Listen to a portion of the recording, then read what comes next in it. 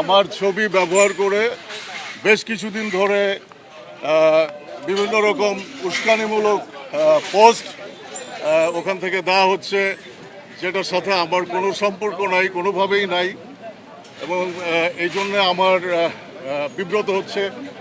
যারা আমাকে ভালো করে চেনে, যারা আমাকে আমার আমার অ্যাক্টিভিটি সম্পর্কে, বিশেষ করে আমার লেখালেখি, আমার অ্যাক্টিং, আমার জীবনযাপনের ধরন সম্পর্কে যারা ডিটেলে জানে, তারা ছাড়া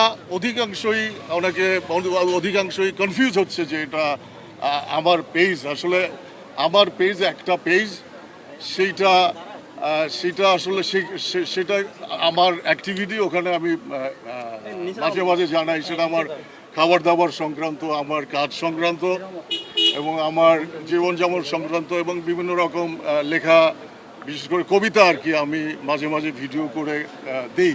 ওটাই আমার পেজ আর কি। আর এছাড়া অজস্র, আমি খেয়াল করে দেখছি যে একই ছবি ব্যবহার করে একাধিক ফ্যান পেজ, এই পেজ সেই পেজ, নানান রকম পেজ গজায় উঠে নানা রকম সরকার বিরোধী পোস্ট, তারপরে উস্কানিমূলক পোস্ট।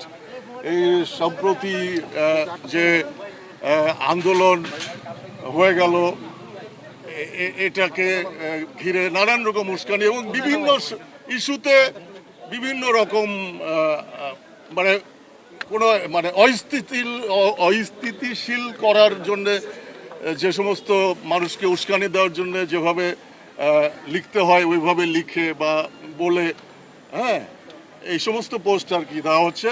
তো আমি আমার অ্যাভারেজে আমার যারা বলতেছে আমার দেশের বাইরে বাংলা ভাষাভাষী যারা আমার ফ্যান ফলোয়াররা আছেন, তারা এই সমস্ত পোস্টে কনফিউজ হবেন না, কারণ এখানে আইন আছে, আইনের লোকজন সতর্ক, তারা খোঁজখবর নিছে, তারা জানে যে কোনটা কার আইডি, কোনটা কার পেজ, তারা জানে।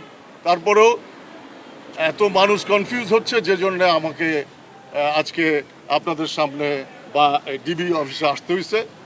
এই আর কি, ডিবি অফিসে আসছি হারুন সাহেবের সাথে কথা বলতে, যে যারা এইসব করতেছে তাদের বিরুদ্ধে কিভাবে আইনি পদক্ষেপ নেওয়া যায় সে ব্যাপারে আমি কথা বলতে আসছি। এতদিন আসতে পারি নাই, কারণ এতদিন ছিল, নানা রকম শাটডাউন ছিল, তারপরে কারফিউ ছিল, নানা একটু অস্থিতিশীলতা ছিল এবং মুভ করা যাচ্ছিল না কোথাও, এই জন্য আসতে পারি নাই।